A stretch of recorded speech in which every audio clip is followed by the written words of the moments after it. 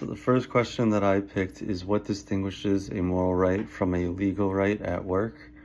I said a legal right at work is granted and protected by legislation or formal regulation, while a moral right stems from ethical reasoning and belief in what individuals deserve based on dignity, fairness, and human needs. Duska explains that the legal rights are often tied to legislation, whereas moral rights, sometimes called natural rights, are grounded in inherent needs of human beings and can exist even coded, without it being coded into law. For example, employees may have the legal right to a minimum wage, but morally they argue for a living wage that actually supports a dignified life. Moral rights serve as a benchmark by which existing laws and workplace policies can be judged and criticized when they fall short of the ethical standards. So following that, it says, can you think of an example where a workplace policy may be legally acceptable but ethically questionable? So I said, yes, the practice of employment at will is one example that Duska highlights as legally permissible but ethically questionable. Under this doctrine, employers can terminate employees for almost any reason or no reason at all without warning.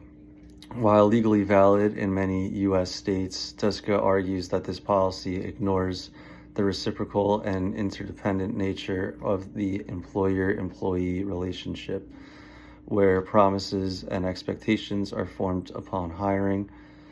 From an ethical standpoint, due process and job security are owed to workers. Therefore, terminating someone without cause may violate moral rights, even if it complies with the law. So following that, the next question is, where should organizations draw the line between monitoring for productivity and respecting employee autonomy? So I said organizations must balance the legitimate need to ensure productivity with their ethical obligation to respect employee autonomy and privacy. Duska frames privacy as a negative right, one that does not require action, only non-interference, meaning that unless there is a compelling reason, such as harm prevention, employers should not intrude into employees' personal lives or monitor them excessively. The line should be drawn where monitoring becomes invasive or disconnect from job relevance. Surveillance may be justified in limited contexts, for example, safety, but must not override the basic dignity of employees or be used indiscriminately. Transparent policies, consent, and relevance to work tasks are key ethical safeguards. So for the last question, it is, how do you personally feel about being monitored at work, even when it's justified by security or efficiency? So I said, while some degree of monitoring can be understood for security or operational efficiency, I believe it should always be minimally invasive and clearly disclosed. Duska emphasizes that even justified monitoring can conflict with moral rights to privacy and autonomy.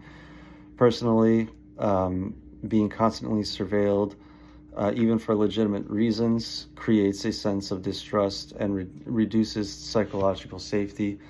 It could feel as though one's individually is being subordinated to productivity metrics, treating employees more like tools than humans.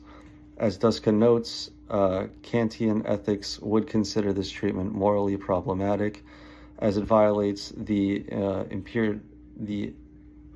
imperative to treat others as ends in themselves, not merely as means to business goals.